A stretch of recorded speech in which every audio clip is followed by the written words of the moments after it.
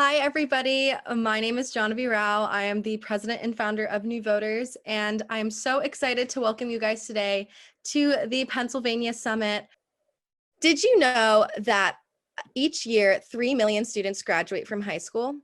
In fact, 40% of eligible voters are considered young as Gen Z or millennials in this upcoming election. However, these many potential voters are not showing up to vote, voting at about half the rate of their older counterparts. Additionally, there are a lot of economic barriers in place that result in low-income communities voting at about half the rate of high-income citizens. As a result, youth issues such as school safety and climate change are deprioritized by legislators.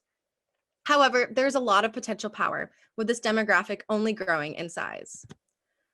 Our goal is to amplify the youth voice through high school civic engagement and empower high school leaders so that youth issues are top of mind for lawmakers.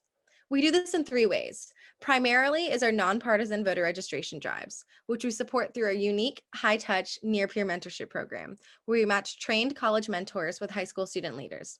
Additionally, we want to ensure all voters are informed voters and are educated about the issues and candidates they care about.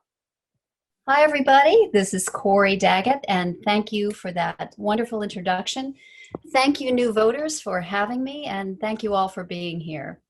As Cameron mentioned, I'm with the League of Women Voters of Philadelphia, and the League of Women Voters is a nonpartisan organization. It's national, and what we try to do is support democracy by supporting voters. Voting in elections are matters of state law, but voting and elections are run by local boards of election. In Pennsylvania, any eligible voter may vote by mail. The new legislation also expanded registration periods, another voter-friendly feature. Finally, the last main feature of this new voting legislation is the elimination of straight ticket voting. Now you, as a voter, have to go through and elect which candidate in each position on the ballot you would like to see. Here in Pennsylvania, you have a number of options. You can vote in person at the polls, you can vote by mail, and this is new this year.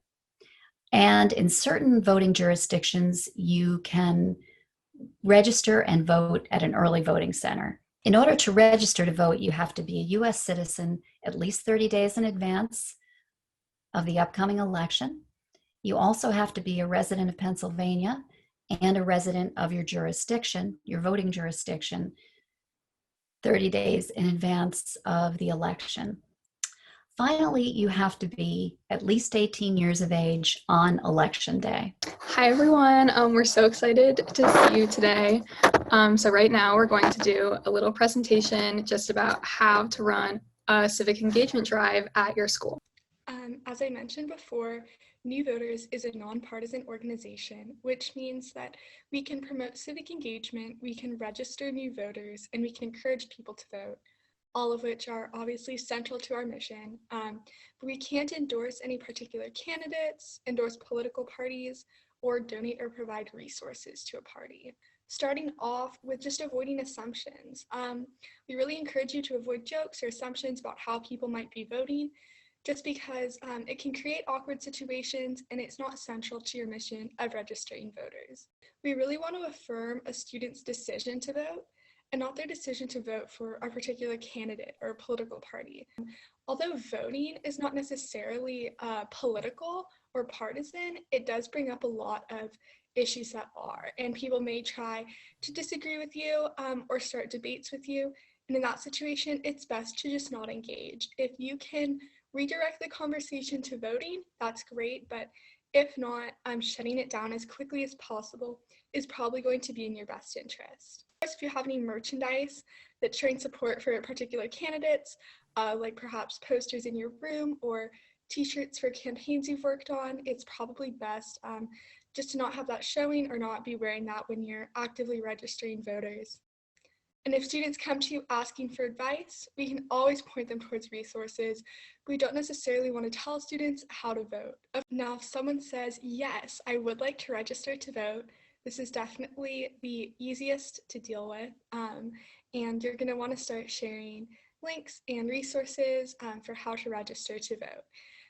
the goal with running a registration drive my junior year of high school was to try and break down some of these barriers for high school students, you know, going into classrooms and giving a presentation about like, how are the issues that we're talking about related to your ballot? Obviously not as in depth as the wonderful one that we just got from League of Women Voters, but, you know, trying to relate it to like, you know, like you care about, you know, standardized tests, like, well, this is a vote that would affect that. Like here you care about, you know, guns, you care about climate change, you care about, you know, like all these things that you might care about, like they're all related to government on a national and local level.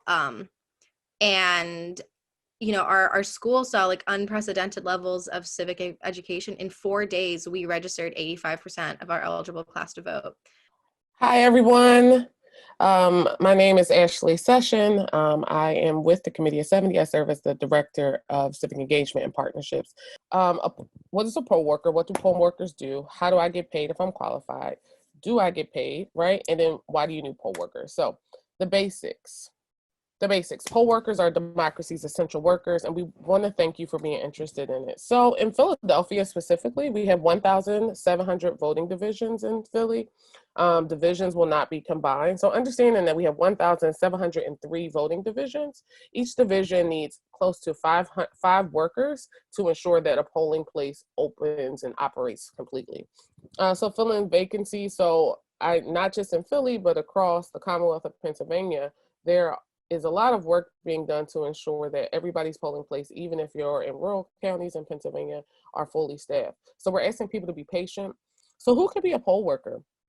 You have to be registered to vote. You cannot be a federal, state, or city employee, and this includes school district employees, committee people, can be poll workers, but must remain politically neutral on election day, and all poll workers must remain politically neutral on election. So throughout the day, polls are open again from 7 a.m. to 8 p.m. You'll verify names are in the poll book. You'll help voters with specific questions and needs, explain how the machine works, and manage social distancing. So closing the polls, again, it could go late night. Like I said, there's a checklist that you have to follow. There's paperwork, including payroll, right? The fun stuff.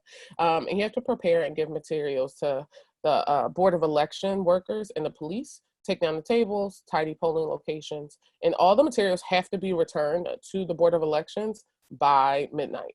Okay, so nobody takes it home, nobody pulls all the reports from the machine, but it has to happen by midnight.